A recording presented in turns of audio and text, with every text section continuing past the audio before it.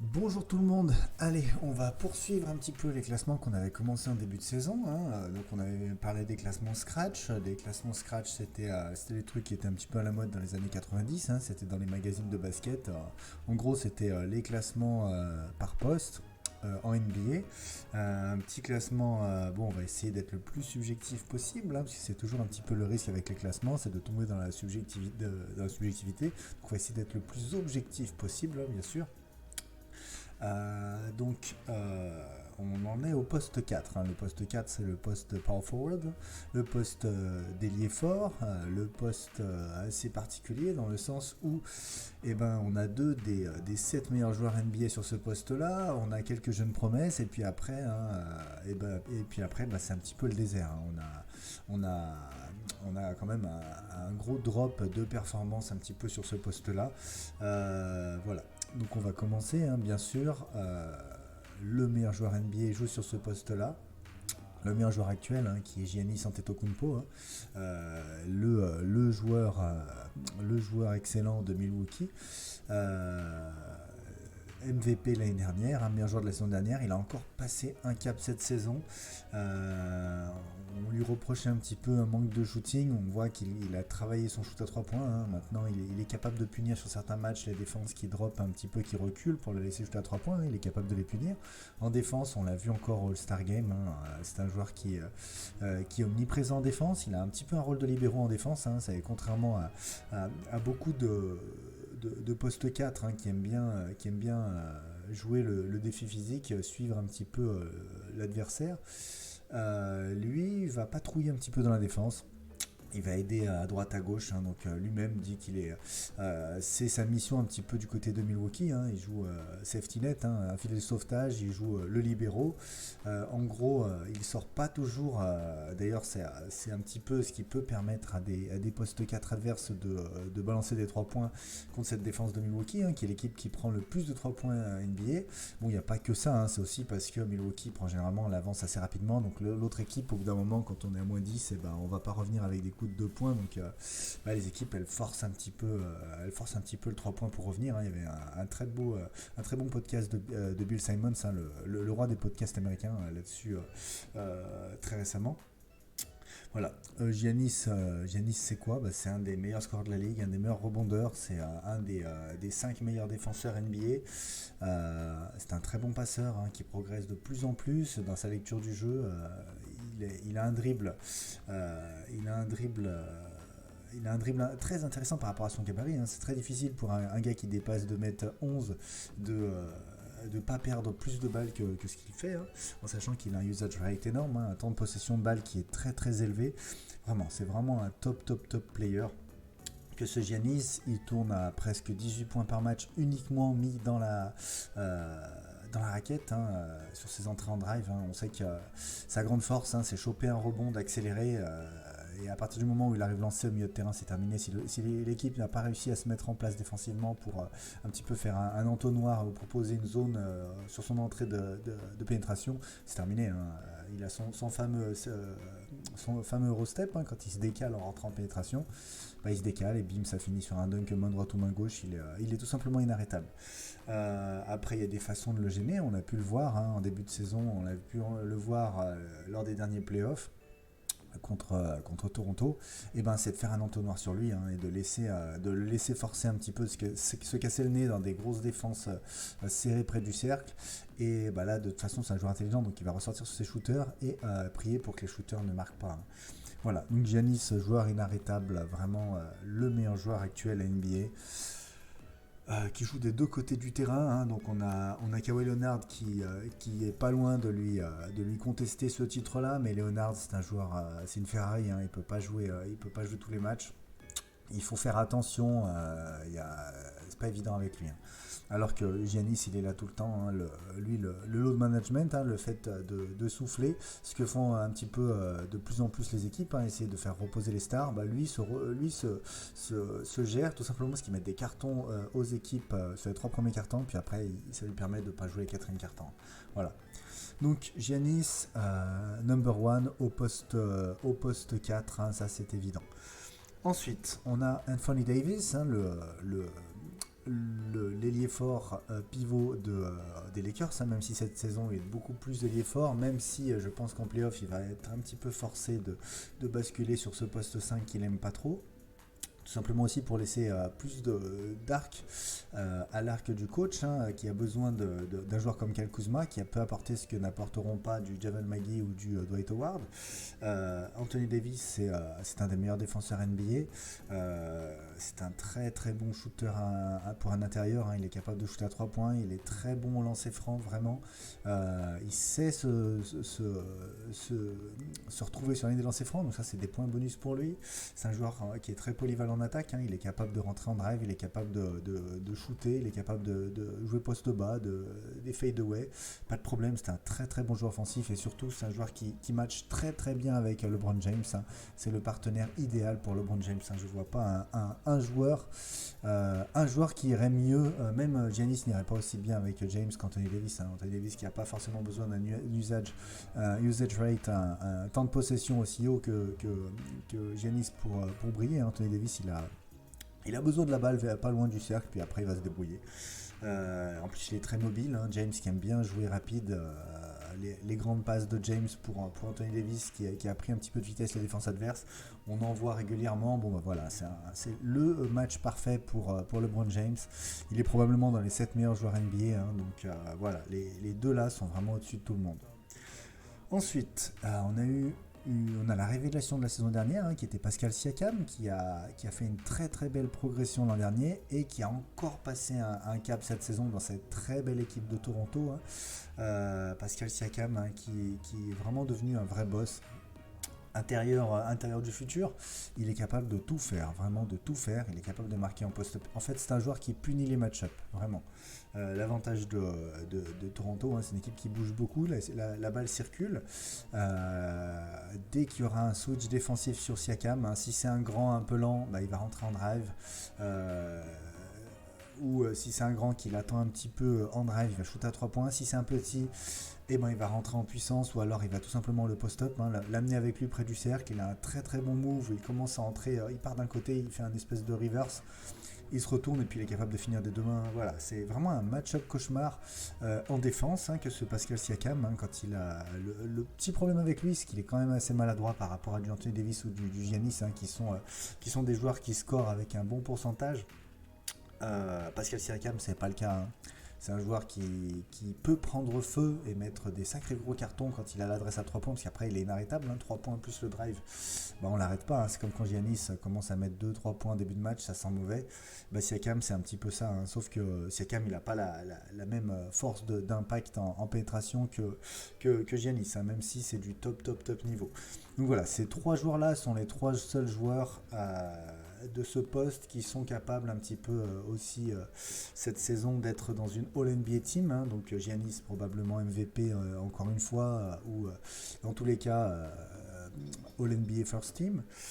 Après entre Anthony Davis et Siakam, hein, bah, ils seront sur la 1, 2 ou 3, hein. Donc plus probablement 3 pour Siakam et puis après pour Davis, hein, ça va, on verra si ce sera la 1 plus probablement l'équipe 2.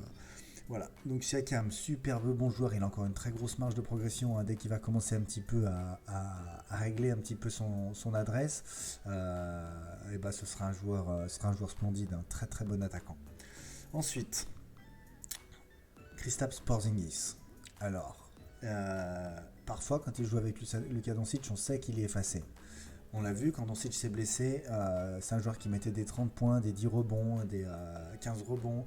C'est un intérieur qui a un cauchemar match-up horrible. Il fait 2m20, il joue au poste 4, il est capable de faire la loi en défense parce qu'il a des longs segments, il est très mobile pour 2m20. Hein.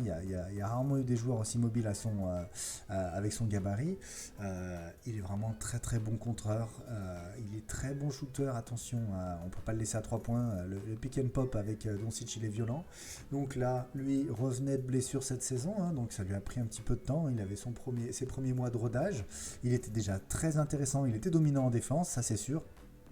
Et Doncic s'est blessé, puis on a pu voir ce qu'il pouvait donner.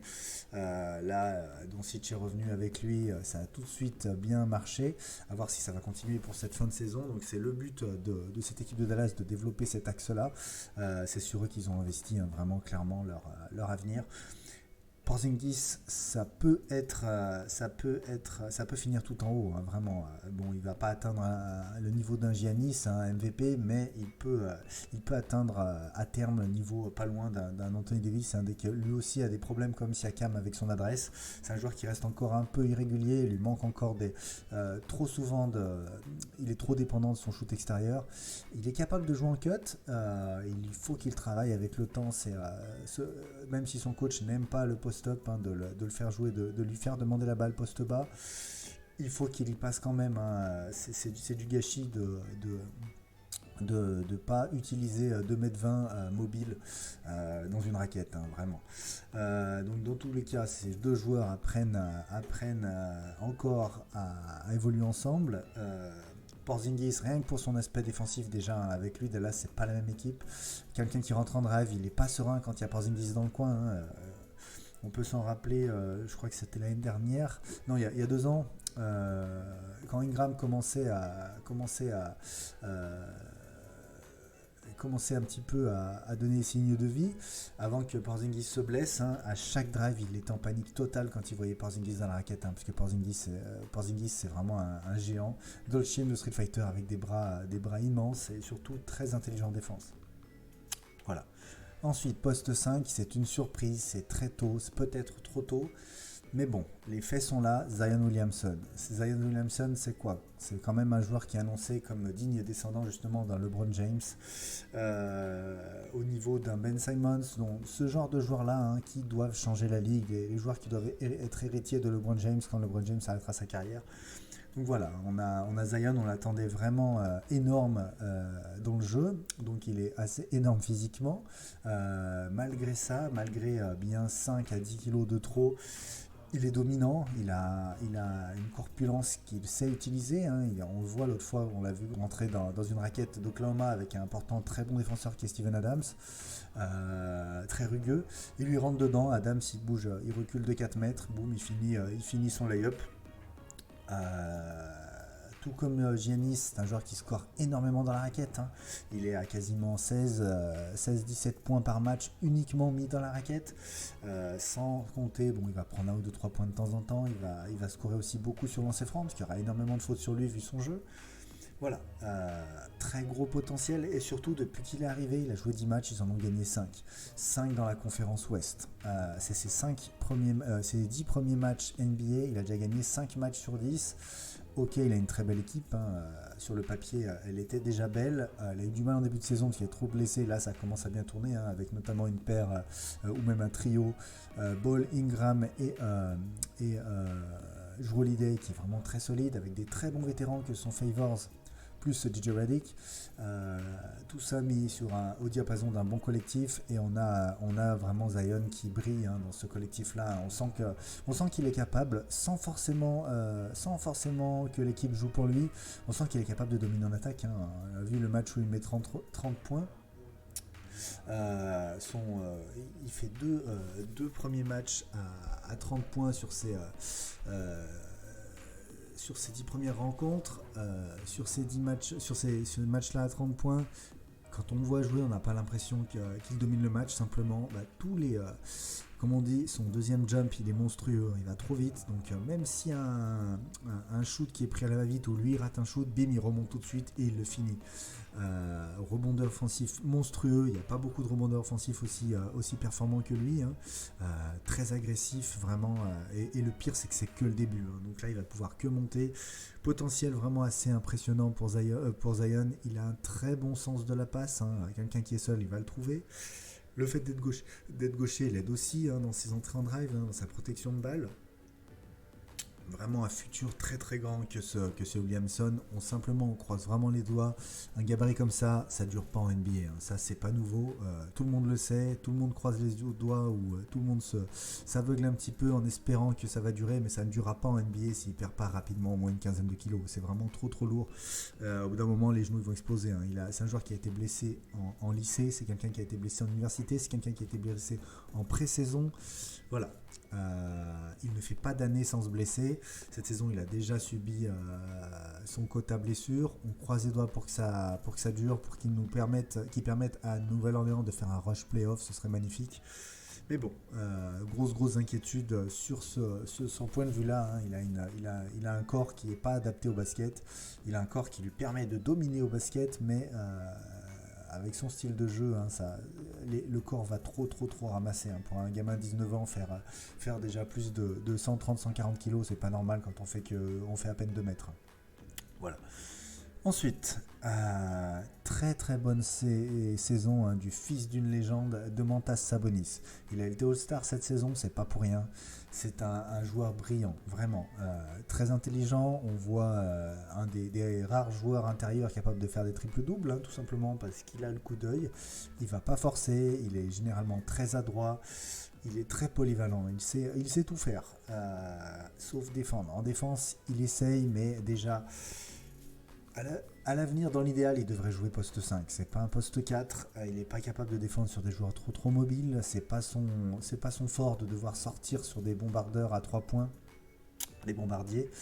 Voilà, on a un Sabonis qui est très intéressant par rapport à sa domination rebond, hein. Le fait qu'il est à la base, il devrait jouer pivot, qu'il joue avec un autre pivot, un Miles Turner qui peut s'écarter, ça fait en sorte qu'ils aient toujours 2 bigs sur le terrain ensemble, en sachant que l'autre pivot peut bloquer le pivot adverse. Ça laisse quand même Sabonis un petit peu se régaler, notamment sur les rebonds défensifs où il est dominant, il est capable de prendre beaucoup de rebonds offensifs, il a surtout de très bonnes mains, il est toujours bien placé. C'est toujours une solution en attaque pour cette équipe d'Indiana, qui a une attaque qui peine un petit peu, une attaque un peu poussive, hein, une attaque qui prend pas tant de 3 points que ça, une attaque qui a pas un gros rythme.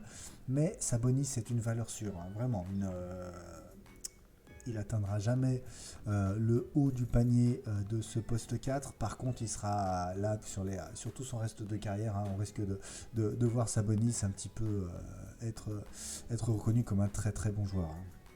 Un petit peu comme du Nikola Vucevic, hein, du côté d'Orlando.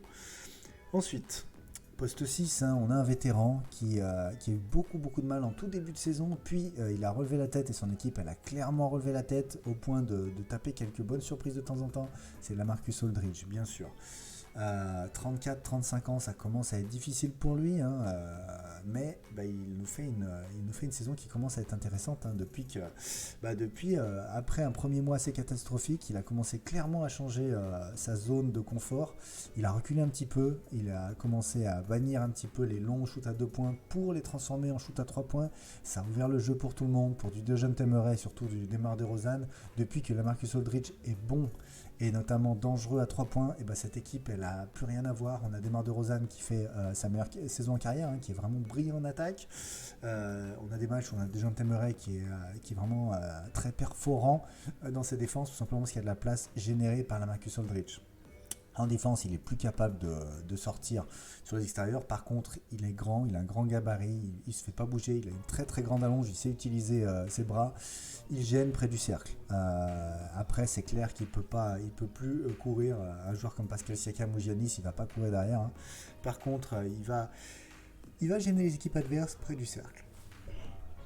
Ensuite, jeune pépite pour le futur, qui a vraiment la chance de jouer avec un génie, c'est John Collins, hein, l'intérieur bondissant du côté d'Atlanta. Niveau statistique, il est monstrueux, un joueur qui est déjà à 20 points 10 rebonds en étant aussi jeune. Par contre, il ne défend pas. Les 20 points 10 rebonds du côté d'Atlanta, ça ne vaut pas 20 points 10 rebonds du côté de Toronto, hein, parce que c'est 20 points 10 rebonds. Sur ces 20 points 10 rebonds, on a souvent du point de garbage time, hein, des points marqués quand l'équipe se fait cartonner, mais même quand il y a pas mal de blessés, même quand il n'y a pas de triangle, on sait qu'on peut généralement compter sur John Collins pour porter l'équipe sur son dos. Un scoreur de plus en plus polyvalent, hein, il est près du cercle, hein, il est dominant, hein, il est explosif, il est mobile.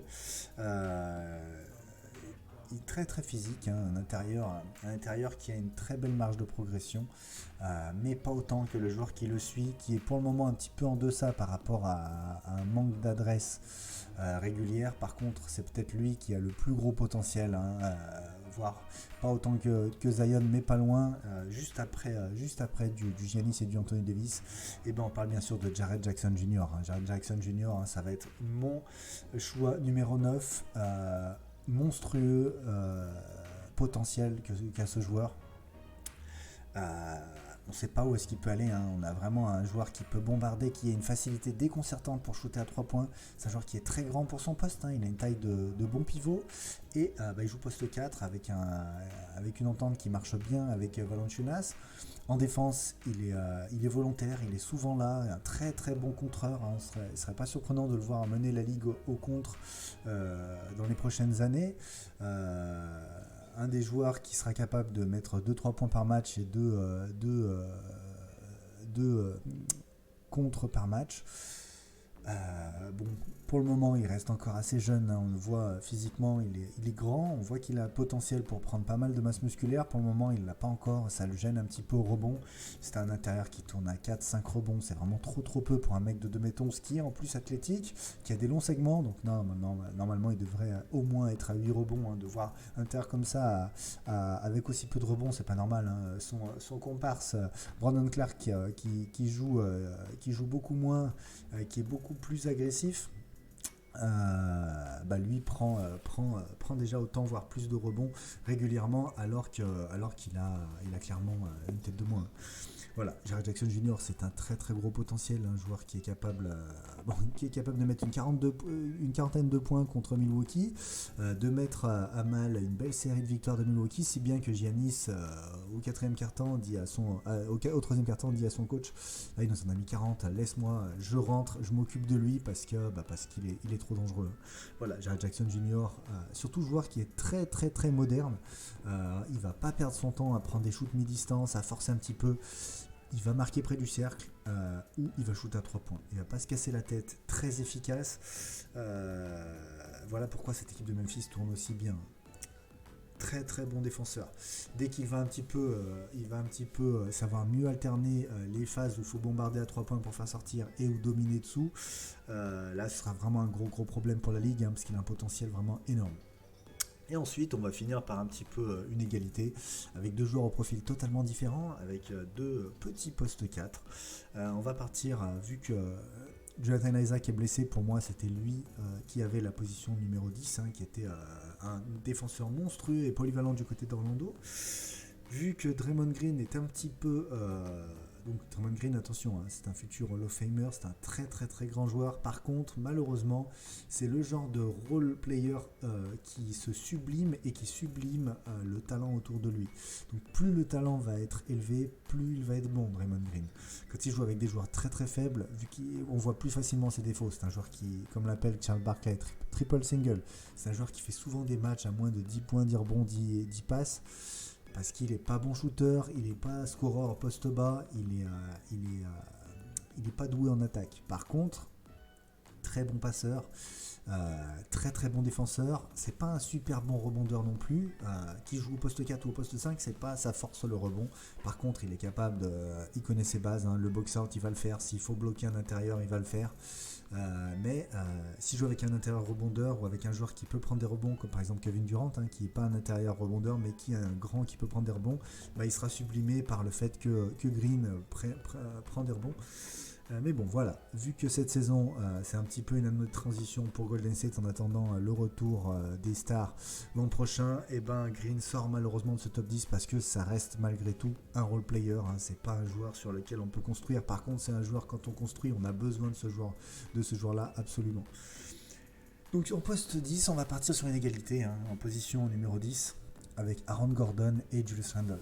2 profils différents, on a le scoreur un petit peu perso, doué en attaque en Julius Randle, qui n'est pas toujours hyper efficace, mais qui peut porter une attaque sur son dos dans un bon soir.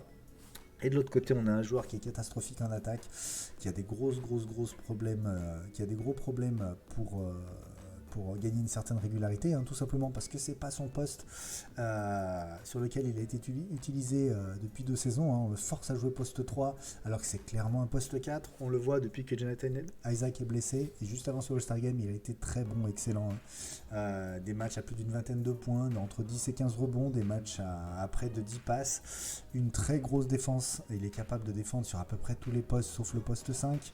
Un joueur qui est très athlétique, il n'y a qu'à voir comme il est tracé, ses bras, c'est vraiment c'est vraiment un bloc de granit, vraiment très très mobile, très athlétique. On a pu le voir, il décolle clairement. Il y a peu de joueurs aussi doués physiquement que lui. Son coach aime un peu trop le faire jouer poste 3, tout simplement parce qu'ils ont au même poste leur joueur avec le plus gros potentiel improbable. Jonathan Isaac a un potentiel de top défenseur NBA. Il a un gabarit qui est impressionnant, qui est très grand, très long. Si jamais il arrive à choper un jeu d'attaque, là il sera injouable, un petit peu comme Jared Jackson Jr. Même si lui il a un potentiel défensif qui semble encore un peu plus impressionnant, parce qu'il est vraiment trop long. C'est vraiment un gabarit à la Giannis. Donc voilà, Jonathan Isaac qui est impressionnant, qui prend la place dans le roster de Aaron Gordon. Là, étant blessé, on commence à voir ce que donne vraiment Aaron Gordon en poste 4, et là je serais vraiment très curieux de voir ce que va faire cet été Orlando. Est-ce qu'ils vont repartir avec un système qui ne marchera pas, à jouer avec 2 postes 4, ou est-ce qu'ils vont trancher, soit on fait sauter un 5 et on joue vraiment small ball avec Isaac et Gordon. Ça c'est ce qui se ferait si on avait d'Anthony, même si il faudrait qu'un des deux puisse marquer à 3 points, voire les deux, ou est-ce qu'un des deux va partir. Voilà. Donc je récapitule un petit peu ce top 10. Giannis, sans conteste, meilleur joueur NBA. Giannis numéro 1. Anthony Davis numéro 2. Pascal Siakam numéro 3. Kristaps Porzingis numéro 4. Zion Williamson numéro 5. Oui, c'est tôt, mais oui, il est déjà dominant, il est déjà impactant, notamment sur la victoire, ce qui n'est pas rien. Domantas Sabonis en 6e position, Lamarcus Aldridge en 7e, en 8 John Collins, en 9 Jaren Jackson Jr. et en 10 un petit ex-aequo entre Aaron Gordon et Julius Randle. Voilà, j'espère que ça vous a plu, que ça vous a pas ennuyé. On a bientôt fini, on va passer bientôt au poste 5, les pivots. En tout cas, moi, c'est toujours un plaisir de faire ce genre de vidéo, même si avec la saison régulière, c'est plus difficile. Là, je profite un petit peu du All-Star Break pour pouvoir relancer ça. Bye bye. Merci à tous pour le soutien tous les jours, que ce soit sur Twitter, que ce soit sur Twitch. Voilà, vous êtes une communauté au top et je ne saurais jamais trop vous remercier.